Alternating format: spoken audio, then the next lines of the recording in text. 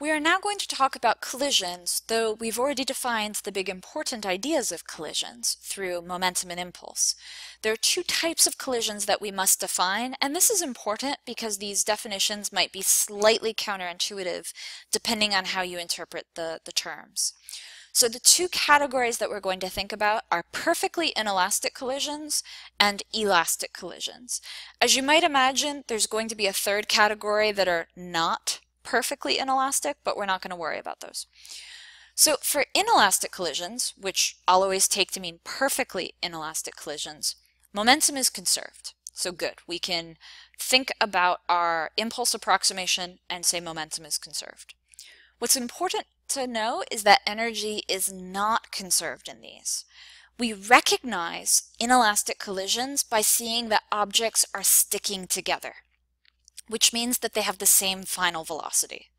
So this could be two balls of clay sticking together, or a Velcro ball hitting the Velcro ball that has the opposite type of Velcro. There's a lot of different ways that objects can stick together, maybe magnets, but they're sticking together so they have the same final velocity, and that means energy is not conserved. So you don't necessarily always see that energy is not conserved, but it's true if they're sticking together. So in elastic collision, momentum is also conserved. This is not a typo. In both cases, momentum is conserved. Momentum is always conserved for collisions. Now, though, for an elastic collision, energy is conserved. So that's the big thing that distinguishes these. In elastic collisions, objects are bouncing off one another. They're not sticking together. So note that I haven't defined anything about the material that objects are made out of. This doesn't have to do with rubber balls or metal balls. It's do they stick together or do they bounce off one another? So that's how you can infer whether it's inelastic or elastic. And with that comes whether energy is not conserved or whether energy is conserved. So with these definitions, we come to a very important model. The collision model actually is two different models. A perfectly inelastic collision is model number 1, and the perfectly elastic collision is model number 2. These are really both models in that neither of them are happening in the real world exactly, but when we want to calculate our physics, this is the easiest way to do it. So if we have initially, we have our two objects that are moving together.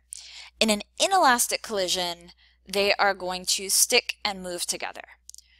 We have transformed some kinetic energy into thermal energy into the process of them sticking together, which is why we say energy is not conserved. We don't know anything about that thermal energy. This is mathematically where we get to say that they're sticking together so they share a final velocity, and we use conservation of energy to figure it out. In an elastic collision, a perfectly inelastic collision, the objects are bouncing apart and we have no loss of energy. Now, if the object 2 is at rest, we have these nifty equations, and I'm going to come back to these when I talk more about elastic collisions in the next video. But really the important thing here is that there's no loss of energy. So they bounce together, they bounce off with some new velocities. And we'll have to discuss what you do if object 2 isn't at rest. So when does this model fail? This fails if the collision is not head-on. Notice that these were all head-on. These all lie in a line. So basically right now we're talking about a 1D model. And if it's not, the thud in this case is the inelastic, the sticking together, or the perfect bounce is the elastic. Those are our two kind of extreme situations. For something in between, they might not stick together, but you do have energy loss. So that's why we're talking about perfectly inelastic or perfectly elastic. So whenever you're doing your modeling for a collision problem, make sure that you're defining what type of collision you're modeling it as. Before moving on to elastic collisions, I want to give you some examples of inelastic collisions. So one situation is just you have two balls of clay that are going at one another, and then they stick together. Note that in this situation, in this picture, we've drawn M1 as being a little bit bigger. It's heading to the right. Its velocity is also bigger. So even though they're moving in opposite directions, you don't necessarily expect them to collide, stick together, and stop. You would have to actually use the velocities, the momenta really, so velocities and masses, to figure out what the final velocity is going to be. If the momenta were equal and opposite, which could still happen if you have different sized masses, if the velocities were different as well, they could actually stick and be at rest, but you would have to calculate it. Based on this velocity being bigger and this mass being bigger, we can say that the final velocity is going to be to the right. And again, this is a one-dimensional problem. If they weren't colliding head-on, it would have to become a two-dimensional problem. A second scenario, which is an interesting object called a ballistic pendulum. This is an object that can actually measure the speed of a bullet.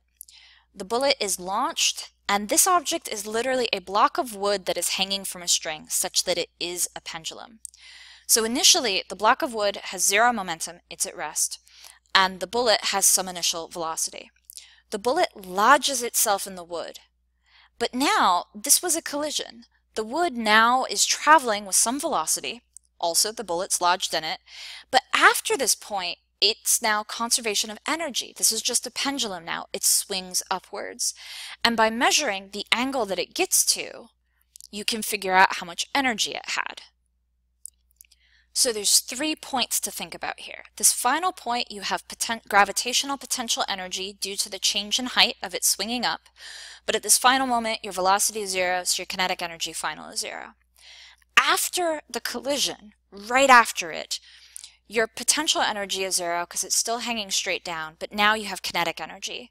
The mass here would be the mass of the block plus the bullet, and then you have the velocity after the collision. But you don't have conservation of energy before the collision because this is inelastic. So you would use conservation of momentum to go from this initial situation to the second one. So I really like the ballistic pendulum. It's an interesting scenario where you have to use both conservation of momentum and conservation of energy to relate this final position you see it swing up to the initial speed of your bullet.